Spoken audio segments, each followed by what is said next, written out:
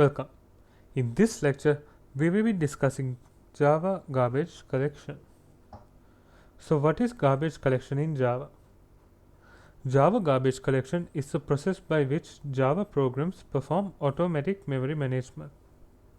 So, let me elaborate on that point. Java programs compile to bytecode. So, this bytecode is what's eventually run on the Java virtual machine, also known as JVM for short. So, when Java programs run on the JVM, objects are created, and these objects are actually stored in the heap.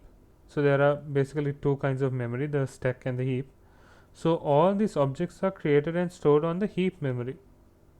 So eventually, as you can think about it, eventually this heap memory will start getting occupied, and you might not be able to put any more objects onto the heap.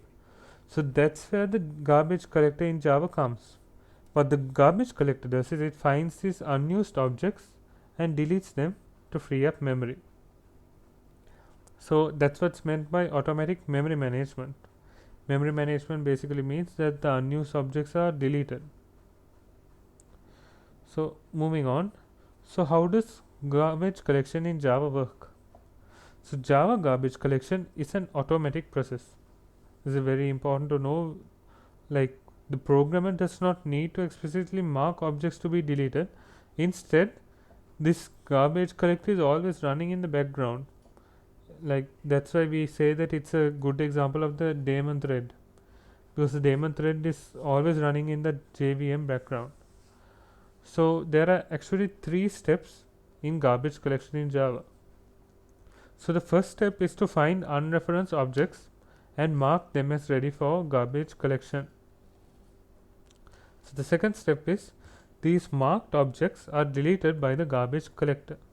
And the third step is actually optional. It doesn't happen all the time, but what happens is the garbage collector compacts these objects together and stores them at the start of the heap. So it's kind of like disk defragmentation, if you have heard of it. So what defragmentation also does is it compacts all the like whenever you write onto the hard disk or SSD, what happens is it might end up starting at a different point in the hard disk. So there might be empty spaces. So what defragmentation does is it quickly compacts everything into like a one line. We can say like one line or one block. So that's what it's known as a contiguous block. So that this thing also happens in garbage collection in Java, where the garbage collector compacts these objects to the start of the heap. So this actually improves performance.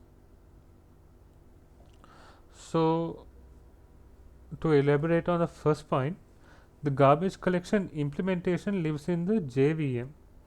So each JVM can implement garbage collection however it pleases. The only requirement is that it meets the JVM specification. So there are many JVMs. There's Oracle's Hotspot and several others. There is OpenJDK, that's a Java development kit, and they have their own JVM within the JDK.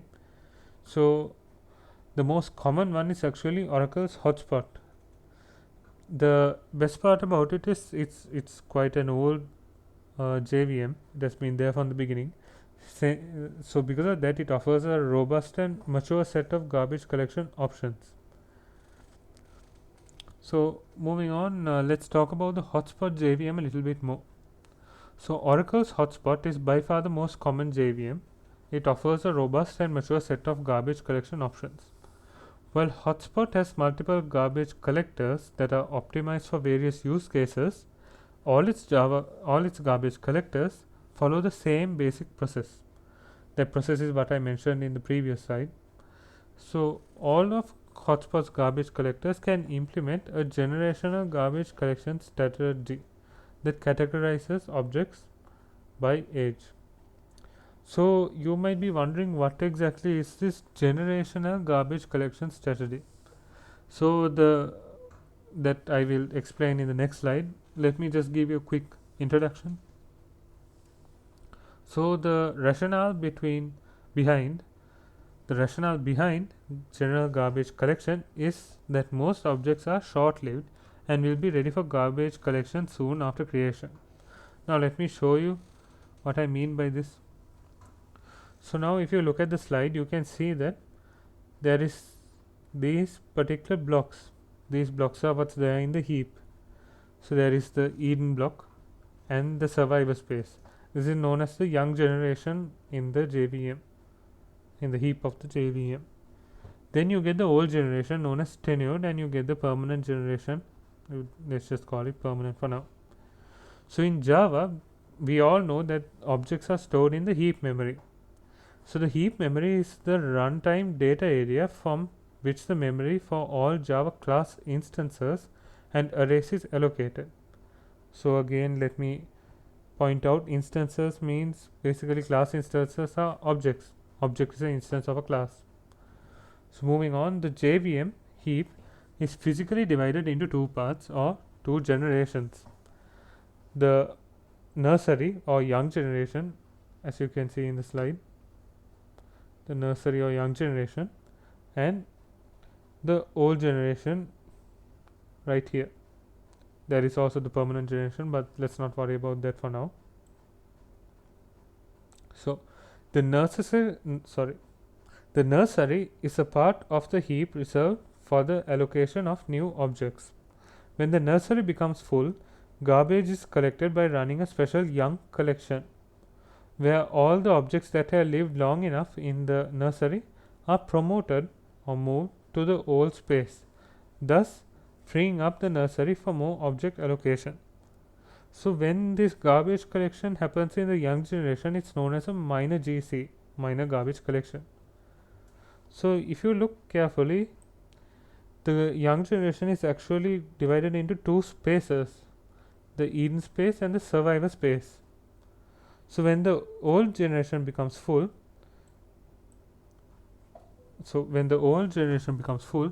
garbage is collected there, and the process is called old collection, also known as major GC. So old generation memory contains the objects that are long lived and survived after many rounds of minor GC. Usually garbage collection is performed in old generation memory when it's full. Old generation garbage collection is known as major GC, like I said earlier, and usually it takes longer. The reason behind a nursery is that most objects are temporary and short-lived. A young collection is designed to be swift and at finding newly allocated objects that are still alive and moving them away from the nursery. Typically, a young collection frees a given amount of space much faster than an old collection or a garbage collection of a single generational heap. Which what that means is a heap that's only one generation. There's no such division as old generation and young generation. Recent releases include a part of nursery called the keep area, and it is reserved. The keep area contains the most recently allocated objects in the nursery and is not garbage collected until the next young generation is created. This prevents objects from being promoted just because they were allocated right before a young generation collection is started. So that gives us a basic understanding of what is young generation and old generation. So the permanent generation is actually metadata such as classes, methods that are stored in the permanent generation. Classes that are no longer used may be collected from the permanent generation. For now, we don't have to worry about the permanent generation, but what's important is to understand the young generation and old generation. So let's move on to the next slide. In the next slide, we can see that Hotspot, the JVM, has 4 garbage collectors: serial, parallel, CMS, also known as concurrent mark sweep, and G1, garbage first. So the serial garbage collector are basically all garbage collection events are conducted serially in one thread. Compaction is executed after each garbage collection. So what you have to know here is that there are different types of garbage collectors, and either one can be invoked according to your wish or according to the JVM's wish. So parallel is basically having multiple threads. then they are used for minor garbage collection. A single thread is used for major garbage collection and old generation compaction. Alternatively, parallel old variant uses multiple threads for major garbage collection and old generation compaction.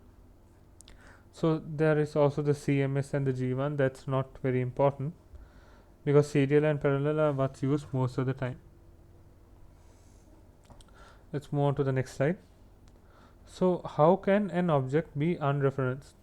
So the thing here to know is that in order for garbage collection to happen is that the object should be unreferenced. So how can an object be unreferenced? So there are three ways. The first way is by nulling the reference. The second way is by assigning a reference to another object, and the third way is if the object is an anonymous object. So let's look at each of these ways. So the first way, by nulling a reference. So here what you can see is on the first line I create an object of employee, and on the second line I assign null to it. So this employee object is null. That's the simplest way. So the second way is by assigning a reference to another variable. So see here we have an object E1 employee 1 and E2 employee 2. So here in the third line what I do is I assign E2 to E1. So then E2 becomes null because there's no object stored in E2. So moving on. If it is an anonymous object, so this is an anonymous object because it doesn't have any reference. Now if you look at the previous one, employee E1, here is the reference and this is the object. So we are assigning the reference of this object to this variable. So here there is no place where the reference to this object is stored. So this object is actually unreferenced. Moving on. How to request a JVM to run the garbage collector. So once we made the object eligible for garbage collection, which means it is unreferenced, it may not be destroyed immediately by the garbage collector. So this is actually one, I don't know whether it's a feature or a fault. You can take it either way you want, but what you have to understand is that even though you make a object unreferenced, there's a good possibility that still the garbage collector will not act on that object. So because of that, in order to we can give the garbage collector in the JVM a small nudge, if you will. We can just call it by using these two methods right here, system.gc method and runtime.getRuntime.gc method. So what the first method does is, the first method system.gc, so the system class contains a static method called gc for requesting the JVM to run garbage collector, and in the second method the runtime class allows the application to interface with the JVM in which the application is running. Hence, by using its gc method we can request a JVM to run garbage collector. So even after all of this, even though you end up calling the garbage collector, still there is a good chance that the garbage collector might not work. So I don't know, you can take it as a fault. I of course think it is a fault because ideally it should run when you call it, but that's how it has been made. So moving on. So what is the GC method? The GC method is used to invoke the garbage collector to perform cleanup processing. The GC is found in the system and runtime classes. So what you have to know here is there's also a finalize method. Let's look at what a finalize method is. So the finalize method is invoked each time before the object is garbage collected. This method can be used to perform cleanup processing. So what happens is, before this GC method is run, this finalize method is called, and that can be used to perform cleanup processing. So just before destroying an object, the garbage collector calls finalize method on the object to perform cleanup activities. Once the finalize method completes, garbage collector destroys that object. So here this is what the finalize method actually looks like. It's a protected method, and it throws throwable. Throwable is an exception that it can throw. So anyway, based on our requirement, we can override the finalize method for performing our cleanup activities like closing the connection from a database. So what you have to know here is that now let's say you have to connect to a MySQL database or MongoDB or anything, an online file-based database or anything. You have to create an object of that particular database. Like MongoDB, you have to create a MongoDB object, and then what happens is once it becomes null, the garbage collector would want to actually dispose it. So you can override this finalize method and end up closing the connection before you collect the garbage or collect the object and delete it. So that's the importance of this finalize method. So important thing to note is that the garbage collector of JVM collects only those objects that are created by the new keyword. So if you have created any object without new, you can use the finalize method to perform cleanup processing, which means destroying remaining objects. So let's look at benefits of the Java garbage collector. So the first benefit is that it makes Java memory efficient because the garbage collector removes the unreferenced objects from the heap memory. It is automatically done by the garbage collector as part of the JVM, so we don't need to make extra efforts. So this point is a little bit, the second point is a little bit debatable, because at the end of the day we can't be sure that the garbage collector will actually work on that object. There is always a possibility that it might not delete the object, and even if you call the garbage collector, there is still the possibility that it might not delete the object. So the Java platform's garbage collection mechanism greatly increases productivity, but a poorly implemented garbage collector can overconsume application resources. So the issue there is, now if there is a poorly implemented garbage collector, it will be running on a thread and consuming lots of CPU power. So this can actually consume a lot of application resources. That's actually a problem with some garbage collectors. For scenarios in which garbage collector is negatively impacting performance, Java offers many options for tuning the garbage collector to improve efficiency. So you might be wondering what exactly tuning the garbage collector is all about. So for many simple applications, Java garbage collection is not something that a programmer needs to consciously consider. However, when it comes to large applications, programmers are given the options of tuning the garbage collector. The best approach to tuning garbage collection is setting flags on the JVM. Flags can adjust the garbage collector to be used. Example, serial or G1 garbage collector. The initial and maximum size of the heap, the size of the heap sections, and more. So basically what they're trying to say is that you can tune the garbage collector by setting flags. So this is actually a very simple process where you type in the terminal and you can set flags, like for example the maximum size of the heap, the size of the heap sections, and so on.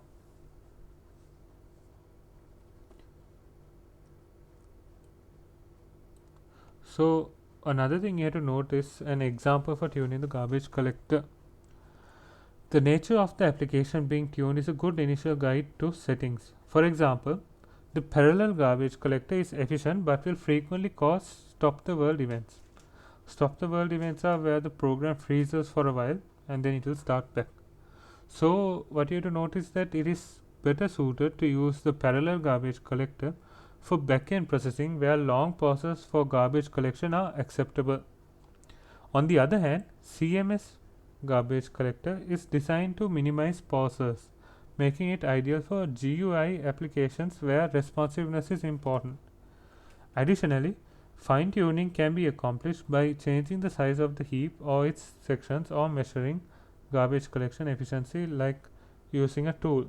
I can recommend a tool called JSTAT. So JSTAT can be used to measure the efficiency of the garbage collection. So that brings us to the end of this presentation. Thank you very much for listening. The lecture slides can be found in the description of the video, and hope to see you soon with a new video. Thank you very much for listening.